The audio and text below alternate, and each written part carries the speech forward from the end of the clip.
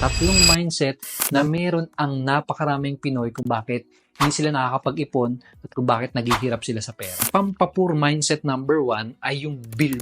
Ibig sabihin yan, bili dito, bili doon mindset. Pinoy napakahilig bumili ng mga bagay kahit na hindi nila kailangan. Kapag merong sale, kapag 7-7, 8-8, 9-9, 10-10, no, ayan na, excited na yan, nanginginig pa yan, nangangatog pa yan. Gustong-gustong gumastos, ready na silang gumastos. Pati sa mga mall, di ba? Pag may mga sale, 3-day sale, 5-day sale, punong-puno yung mga mall. Nakakatawa pa, minsan kahit walang pera, no, nangungutang pa, nagagawa pang mangutang. Meron kang kakilalang ganun? Pampapur mindset number 2 ay yung tinatawag na hindi ko carry mindset. Meron ka bang kakilala na ang lumalabas palagi sa bibig nila, no, ay parang ganito? Hindi na ako mag-iipon, hindi na ako magsisipag kasi yung pera, hindi ko naman yan makikerry o hindi ko naman yan madadala pag namatay ako. Hindi ko naman yan madadala sa kabaong sa libingan. Tama naman sila, di ba? Hindi mo nga naman talaga madadala. Bakit mo dadalhin doon? Pero nakakapagtaka, napakaraming lugar kung saan pwede mong dalhin yung pera. Pwede mong dalhin sa school, pampaaral ng anak mo. Pwede mong dalhin sa ospital para pag merong nagkasakit, karoon ng emergency. Pwede mong dalhin sa bangko para savings mo. Pwede mong dalhin sa stock market, invest mo, no? Pwede mong dalhin sa negosyo, ipang negosyo mo. Napakaraming pwedeng pagdalan ng pera. Bakit? Sa kabaong, sa libingan, yun naiisip nila. Nakapagtaka, di ba? Para sa akin, palusot lang yun. Excuse lang yun dahil ayaw nila mag-ipon o dahil tamad sila. Dina-justify lang nila para hindi na sila magsipag, para hindi na sila mag-ipon. Merong kadugtong yun nung hindi ko madadala sa kabaong. Yung Hindi ko naman yun madadala sa langit.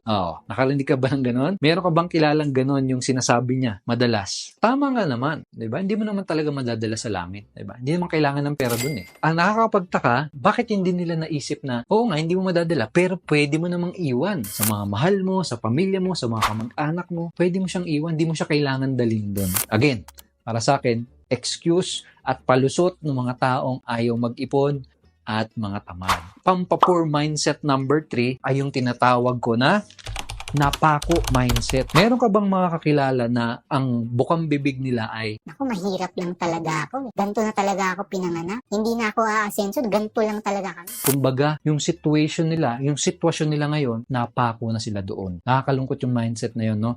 Pero share ko sa iyo yung isang narinig ko mula sa isang napaka-successful na negosyante, no? Hindi ko makakalimutan yung sinabi niya. Ang sabi niya, kung pinanganak kang mahirap, hindi mo yun kasalanan.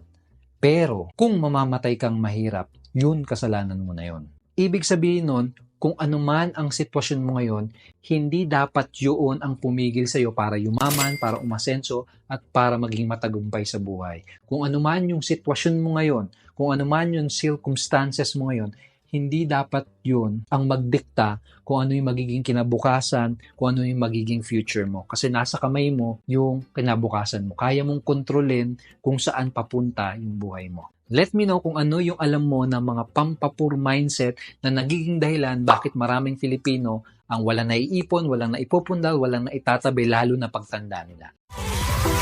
Alright.